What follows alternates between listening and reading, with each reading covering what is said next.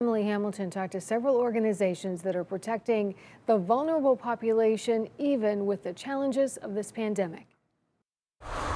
As temperatures plummet, the number of people seeking shelter in Northeast Ohio rises. We don't want to leave anybody out in the inclement weather. With temperatures in the teens and wind chills dipping below zero, those without permanent homes are especially vulnerable, with the possibility of frostbite within minutes. We want to remove any barrier for them to get here. Linda Uvegas of the city mission says during a polar vortex like this weekend's, no one will be turned away. We will not turn anybody away because we feel this is so important and critical for men, women, and children. And nearly a year into the COVID-19 pandemic, shelters and organizations have tried the best they can to adapt to the spread of the coronavirus with limited space and resources as more people seek shelter in the winter months. We run into a lot of challenges. A lot of places are closed. A lot of places where homeless would be able to have some sheltered opportunities are technically closed because of COVID. But organization leaders say sometimes